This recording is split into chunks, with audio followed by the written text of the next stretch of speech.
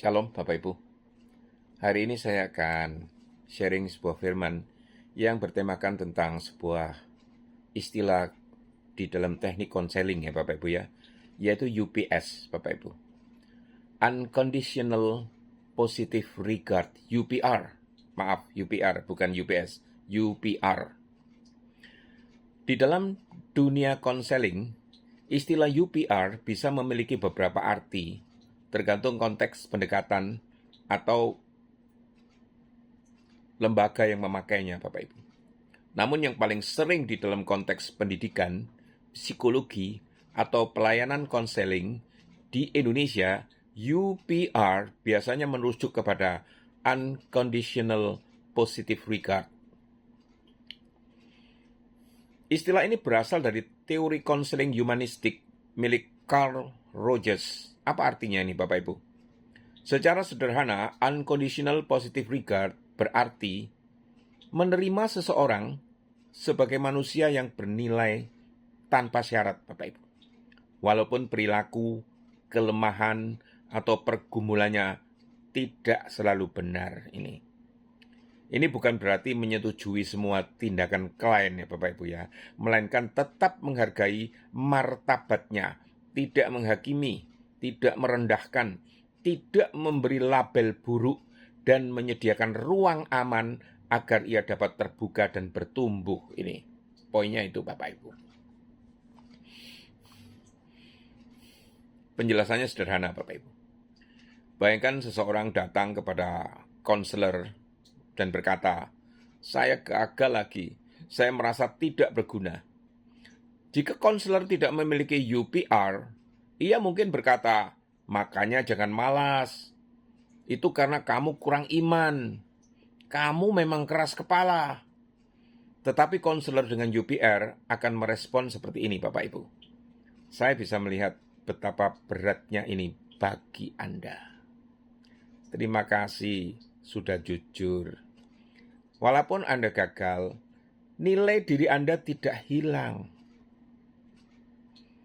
UPR membuat seseorang itu merasa aman, diterima, tidak dihakimi, sehingga lebih mudah itu mengalami pemulihan, Bapak Ibu.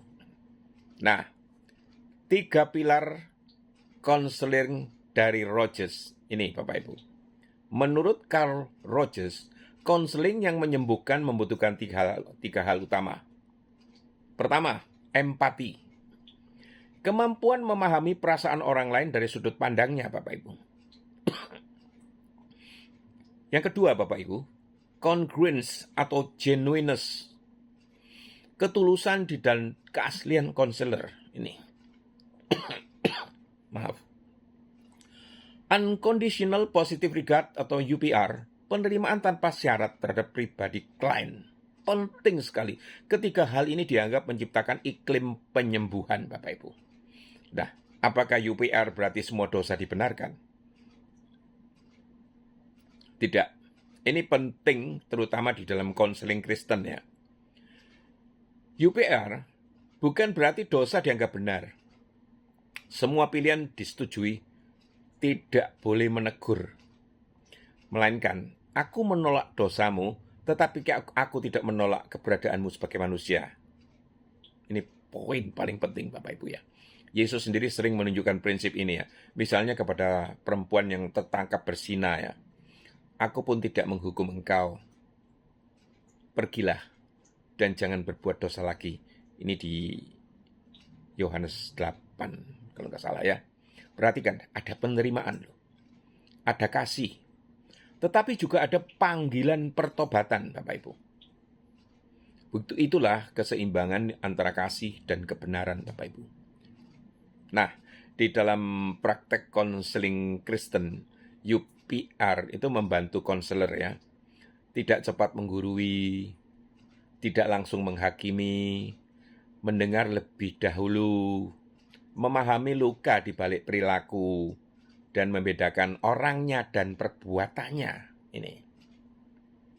Karena seringkali, kemarahan itu menyembuhkan luka, Bapak Ibu. Kecanduan itu menyembunyikan kehampaan. Pemberontakan menyembunyikan penolakan Dan dosa kadang-kadang lahir dari hati yang terluka. Maka bahaya jika tidak ada UPR, Bapak Ibu.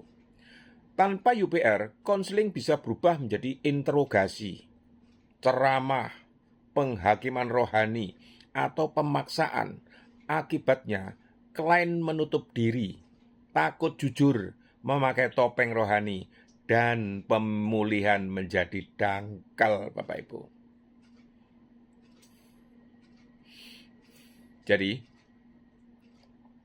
UPR atau Unconditional Positive Regard adalah sikap menerima dan menghargai seorang sebagai pribadi yang bernilai tanpa syarat, sambil tetap menolongnya bertumbuh menuju kebenaran dan pemulihan. Di dalam perspektif Kristen, kasih menerima manusia apa adanya. Tetapi kasih sejati tidak membiarkan manusia tetap apa adanya. Itu prinsip, Bapak Ibu. Semoga Tuhan memberkati. Amin.